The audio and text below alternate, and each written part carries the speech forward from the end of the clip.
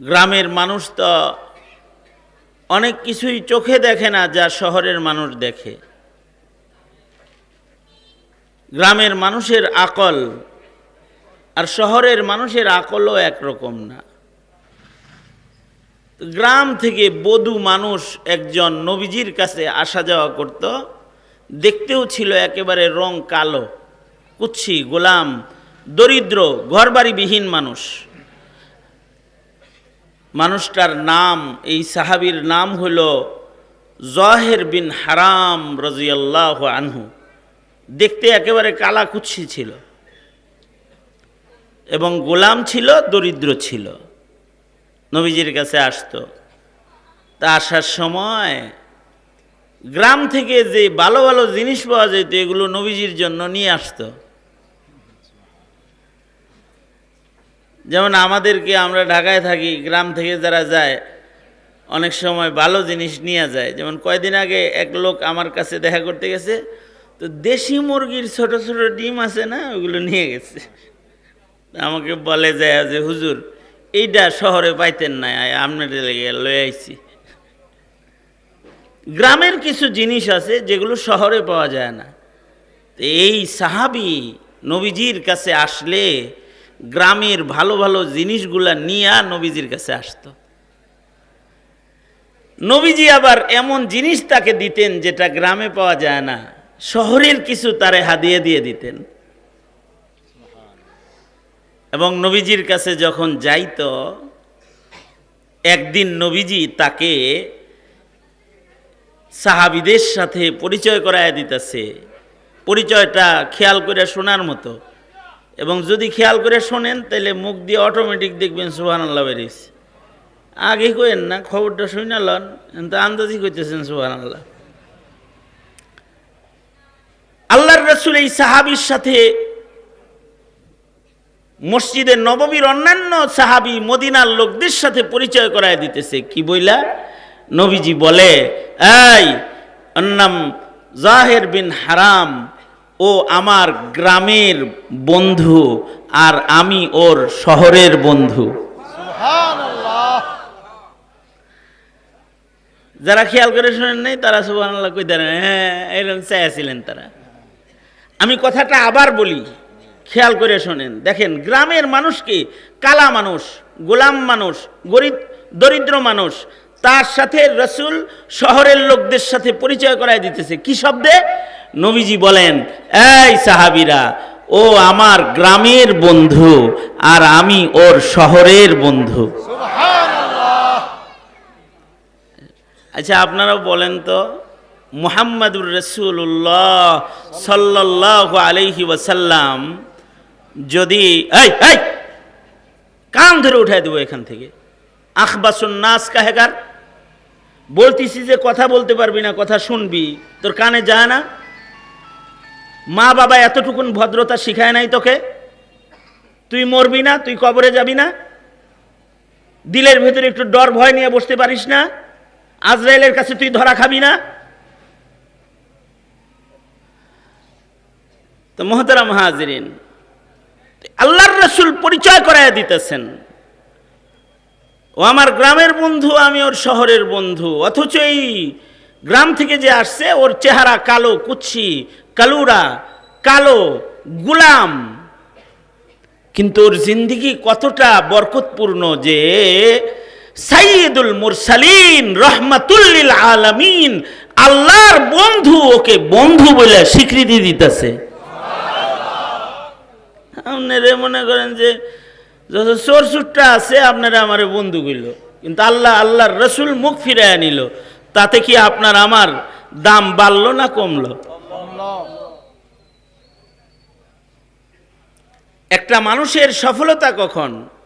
মানুষটা যখন আল্লাহর কাছে প্রিয় হবে তখন সে সফল।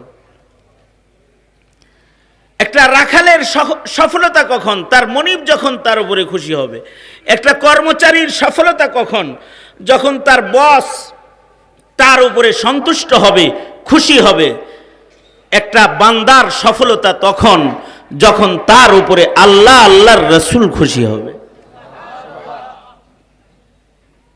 जो तू मेरा तो सब मेरा फलक मेरा ज़मी मेरी, जो तू मेरा तो सब मेरा, फलक मेरा ज़मी मेरी, अगर ये कि तू नहीं मेरा तो कोई शै नहीं मेरी, अगर ये कि तू नहीं मेरा तो कोई शै नहीं मेरी, जो तू मेरा तो सब मेरा, फलक मेरा ज़मी मेरी, जो तू मेरा तो सब मेरा, फलक मेरा ज़मी मेरी, अगर ये कि तू नहीं मेरा तो कोई शै नहीं मेरी, अगर ये कि तू नहीं मेरा तो कोई शै नहीं मेरी।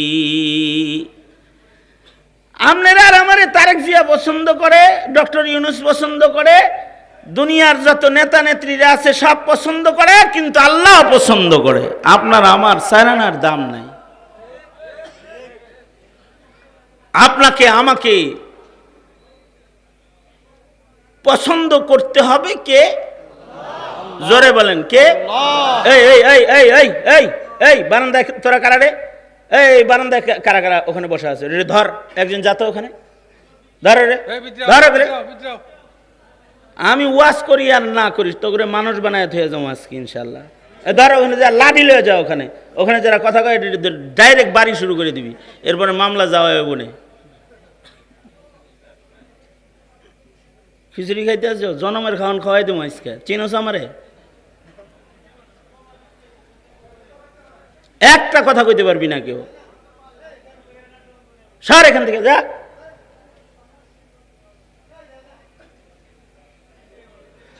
হ্যাঁ, আপনাদের দৃষ্টি আকর্ষণ করছি, আপনারা আমার নাক বরাবর যারা বসে আছেন, আমি বেশি সময় নিব না আপনাদের কাছ থেকে, কিন্তু যতটুকুন সময় দিবেন আমাকে, আমার প্রত্যেকটা কথা আমার কাছ থেকে বুঝে নেওয়ার মতো মন নিয়ে বৈশা আমার দিকে খেয়াল করে কথা শুনলে আমি আপনাদের জন্য দোয়া করব সফরের হালতে, আল্লাহ যেন আপনাদেরকে সহি বুঝ দান করে।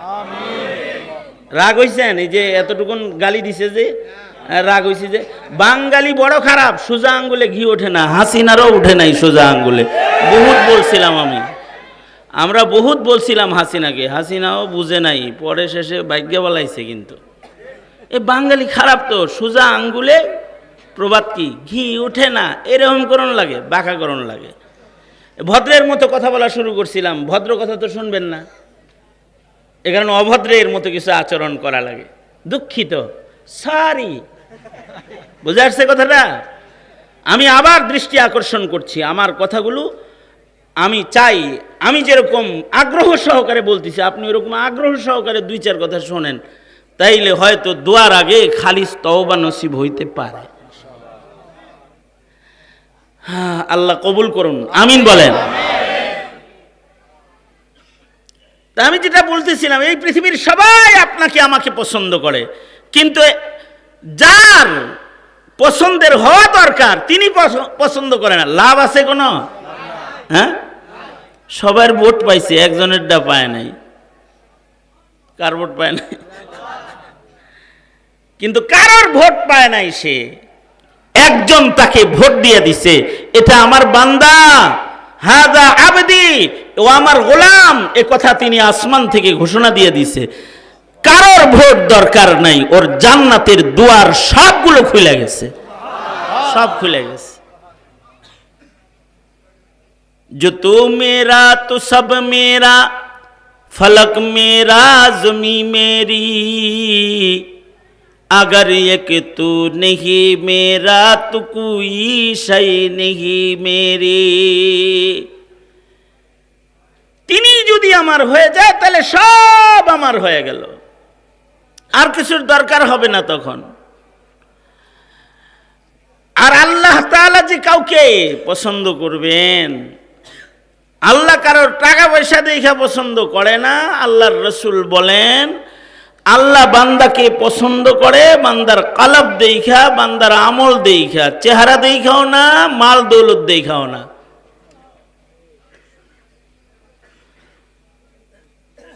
न काली को देखे न गोरी को देखे, न काली को देखे न गोरी को देखे,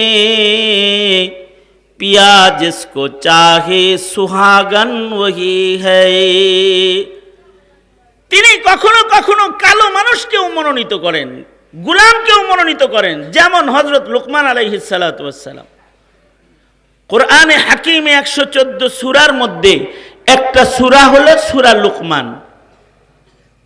এই লুকমান আলাইহিস সালাতু ওয়াস সালাম বেটে মানুষ ছিলেন। হযরত আইয়ুব আলাইহিস সালাতু ওয়াস সালামের ভাতিজা অথবা চাচাজাত ভাই অথবা ফুফাতো ভাই বলা হয় উনি ছিলেন। তো ওনার দেখতে শুনতে একেবারে বেটে, গায়ের রং কালো, ঠোঁট দুটো চ্যাপ্টা, নাকটা মিশানো, দাঁতগুলা উপর দিয়ে বেরিয়ে আসতো ঠোঁটের উপর দিয়া। এরপরে আবার ছিলেন গোলাম, কৃতদাস, কিন্তু হৃদয় এত ভালো আর আমল এত ভালো যে আল্লাহ একদিন এই লুকমানকে ডেকে বললেন, এই লুকমান, তোমাকে আমি মনোনীত করেছি, তোমাকে আমি আমার পক্ষ থেকে আলাদা নিয়ামত দিতে চাই। তাও দুইটা নিয়ামত আল্লাহ পাক ওনার সামনে ধরছেন, একটা হলো নবুয়তের নিয়ামত আর একটা হলো হিকমতের নিয়ামত। দুইটা দিয়া বলে, হয়তো নবুয়ত নিতে পারো তাহলে নবী হয়ে যাবা, অথবা হিকমত নিতে পারো জ্ঞান ও বিজ্ঞানের অমূল্য ভান্ডারের মালিক হয়ে যাবা। তো ফাখতার আল হিকমা, লুকমান আলাইহিস সালাতু ওয়াস সালাম নবুয়তি নেন নাই, তিনি জ্ঞান ও বিজ্ঞানটাকে গ্রহণ করছেন।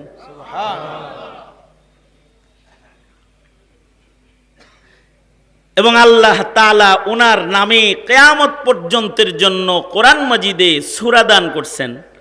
সূরার নাম সূরা লুকমান। ওনার কিমতি দামি দামি নসিহা কথাগুলোকে কোরআন শরীফের আয়াত বানায় আল্লাহ ইসরাফিলের বাঁশি পর্যন্ত মানুষের হিদায়াতের জন্য পাথেয় হিসেবে দান করছেন।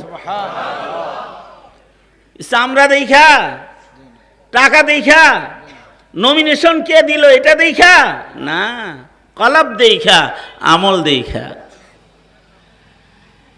তো আল্লাহর রাসূল সাল্লাল্লাহু আলাইহি ওয়াসাল্লাম ওই কালা লোকটাকে পরিচয় করায় দিতেছে, মনে আছে? পরিচয় করায় দেয় কিভাবে? জাহির বিন হারাম রাদিয়াল্লাহু আনহু, ওনার সাথে সাহাবীদের লগে নবীজি পরিচয় করায় দেয়, ও আমার গ্রামের বন্ধু আর আমি ওর শহরের বন্ধু, অর্থাৎ মুহাম্মাদুর রাসূলুল্লাহ সাল্লাল্লাহু আলাইহি ওয়াসাল্লাম নিজে এই কালা লোকটাকে নিজের বন্ধু হিসেবে স্বীকৃতি প্রদান করলেন।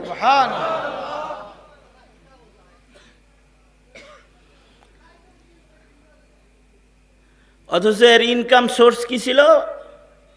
অনেক বড় ব্যবসা বাণিজ্য ছিল না, অনেক শিক্ষিতও ছিল না। ইনকাম সোর্স ছিল হইল উনি গ্রাম থেকে সবজি এগুলো নিয়ে বাজারে, শহরের বাজারে বৈশা বিক্রি করত। সবজি বিক্রেতা সাহাবী। কিছু কিছু গ্রামের মানুষ আছে না, ওই কলমি শাক, কচু শাক, লতা পাতা, শাপলা নদীর থেকে উঠায়া আয়না বাজারে ঝাঁকা নিয়ে বইয়া পড়ে, নেন ভাই নেন, 2 টাকা 2 টাকা বলে না।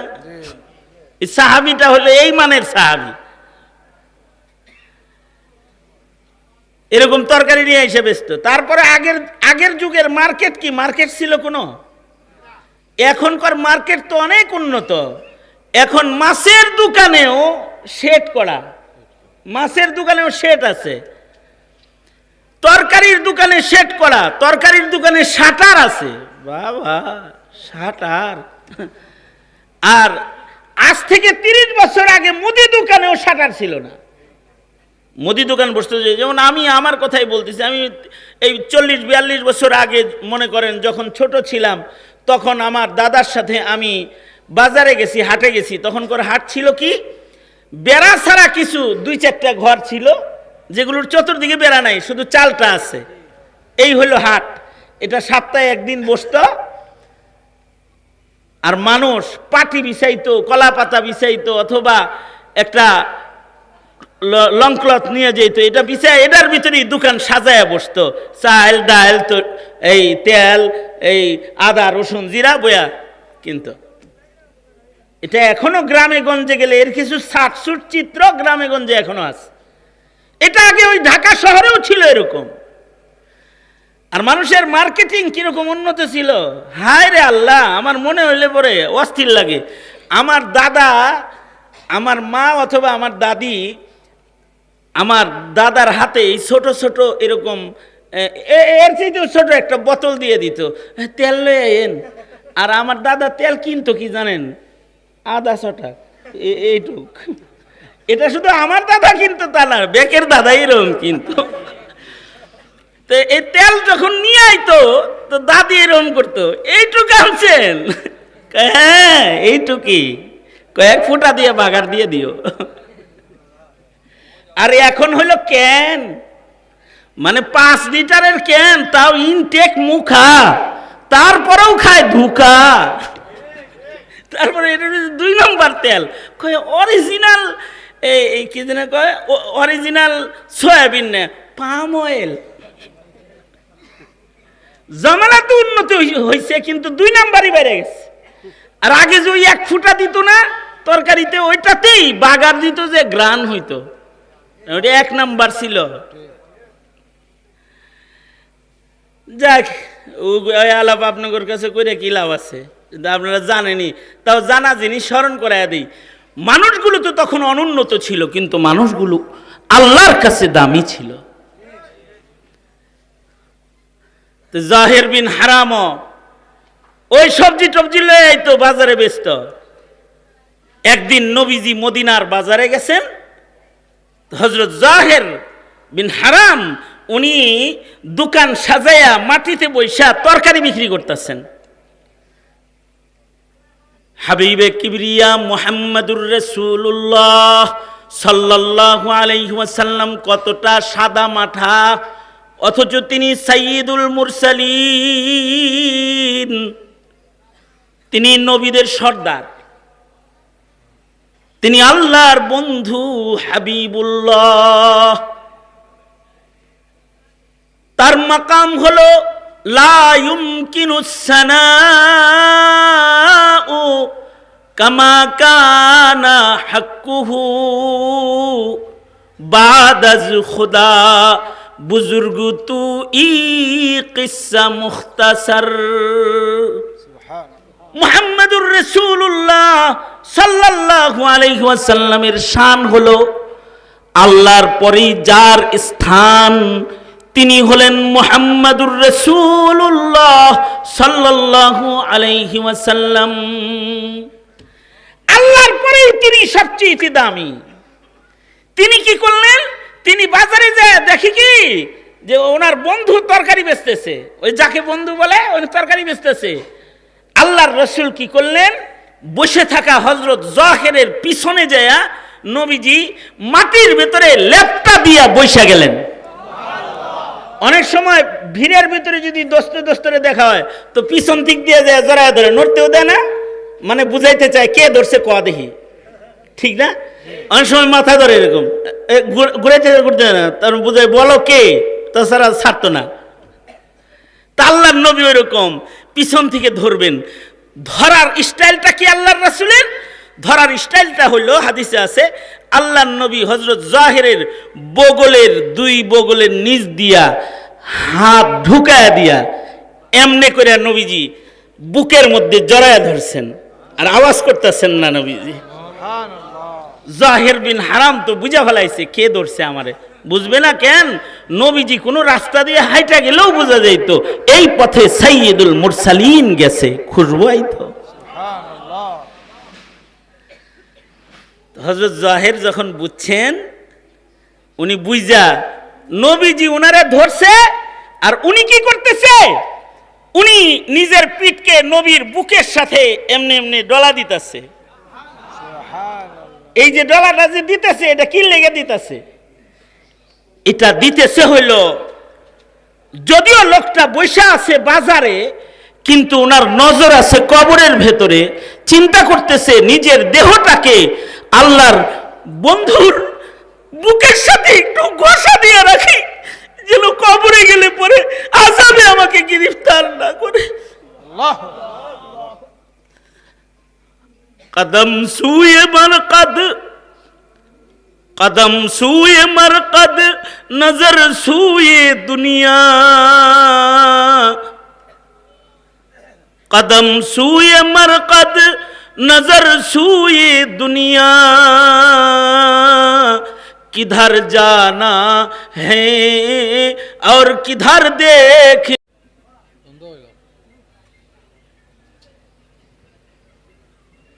এত ঢং করলে পরে ওয়াজ শুনবেন কি? ঘোড়ার ডিম শুনবেন? এতগুলো ক্যামেরা লাগানো আছে, এরপরও হাতে মোবাইল নিয়ে যদি আপনারা এলোমেলো থাকেন তো আপনি শুনবেন কি?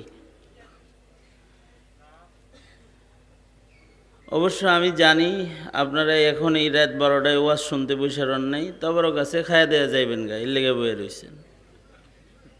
তারপরেও আমাকে ইন্তেজামের পক্ষ থেকে দাওয়াত দিছে, আমি সময় দিছি, সেই 8:30 থেকে শুরু করে এ পর্যন্ত সময় দিছি।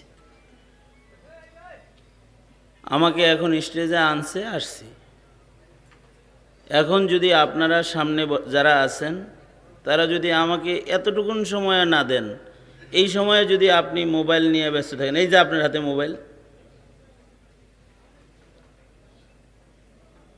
এইভাবে কিয়ামত পর্যন্ত ওয়াজ শুনবেন, পরিবর্তন হইতে পারবেন না। রাগ হওয়ার কিছু নাই।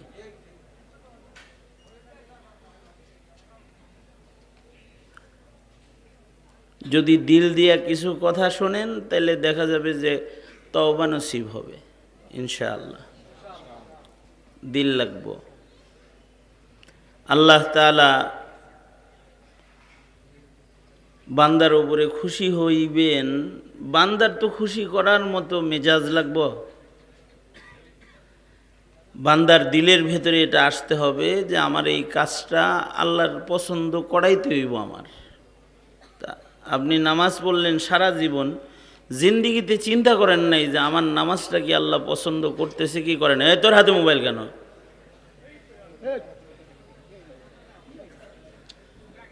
মনে করেন যে 80 বছর ধরে নামাজ পড়তেছে, 80 বছরের ভেতরে এই চিন্তা তার আসে নাই যে নামাজটা কি আল্লাহ নিল কি নিল না, পছন্দ করলো কি করলো না। তার 80 বছরেও নামাজটা আল্লাহর পছন্দের বানানোর মতো সুযোগ তার হবে না যদি এই চিন্তাটা তার না আসে। আমাদের জীবনে আমরা 60 বছর 50 বছর ধরে বয়ান শুনতেছি, কিন্তু আমার বয়ান শোনাটা আল্লাহ পছন্দ করলো কিনা এটা চিন্তা করি নাই কখনো। সবার বয়ান শোনা আল্লাহ পছন্দ করে?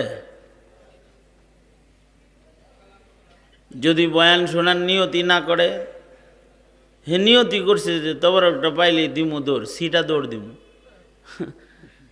তো তার বসে থাকা তো আল্লাহর পছন্দই হইতেছে না।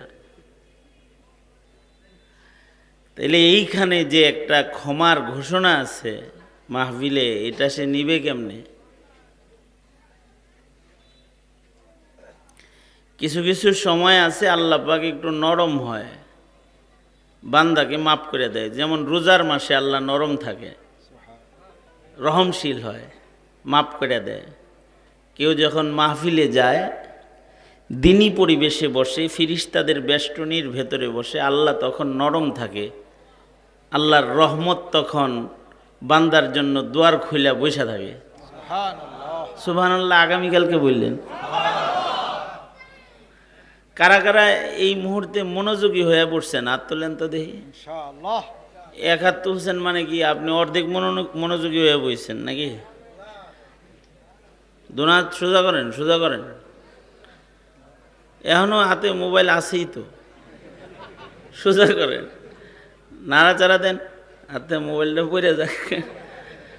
জোরে আওয়াজ করে বলেন সুবহানাল্লাহ, আলহামদুলিল্লাহ, লা ইলাহা ইল্লাল্লাহ, আল্লাহু আকবার। হাত নামান। এই তসবিহ পড়ছেন কি লাভ হয়েছে না লস হয়েছে?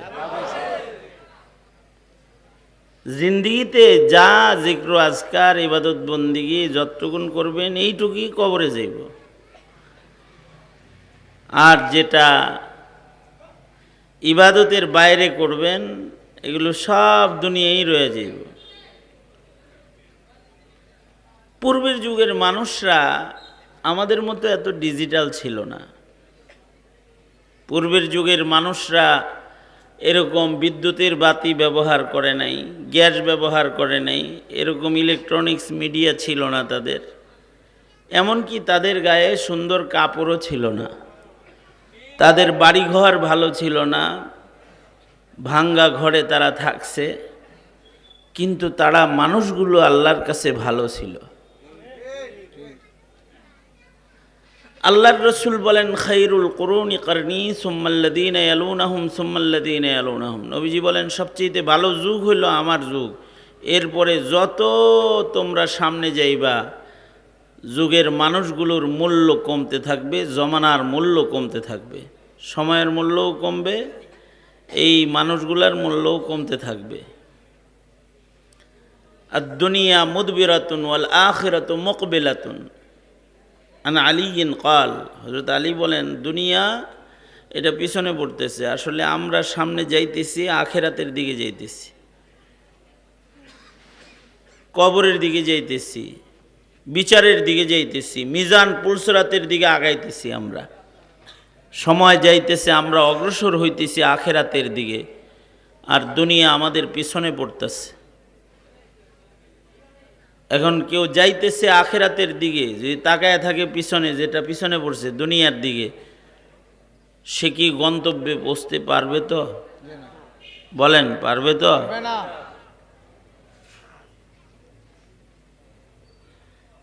সাহাবায়ে কেরাম অথবা পূর্বের যুগের মানুষের গুণ হলো এটা, তারা যেদিকে যাইতেছে ওই দিকে তাকায় ছিল।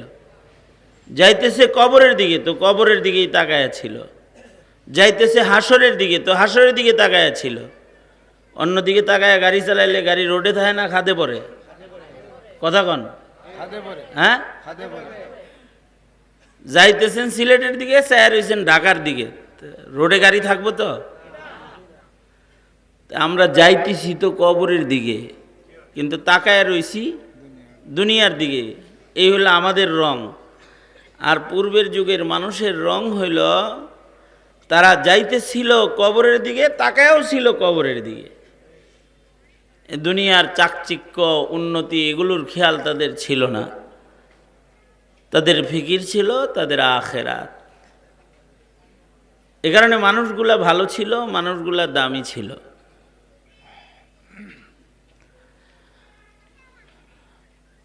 আল্লাহর কাছে কোনো বান্দা প্রিয় হওয়ার জন্য তার সুন্দর চেহারার দরকার নেই, তার সুন্দর কাপড়েরও দরকার নেই।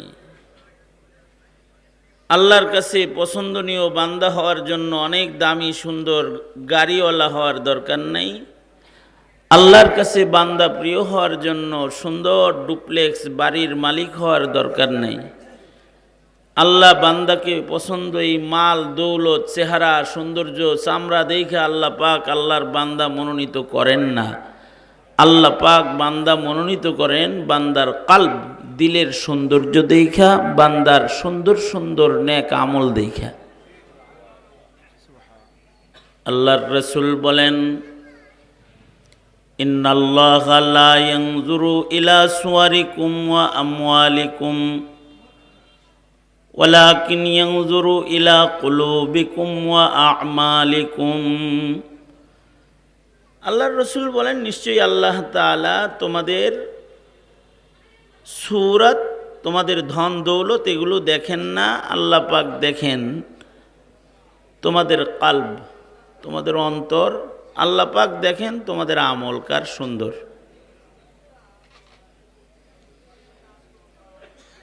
এই কারণেই গ্রামের মানুষরা আল্লাহর প্রিয় হইছে, অথবা কালো কুচ্ছি মানুষরাও আল্লাহ পাকের মাহবুব হইছে।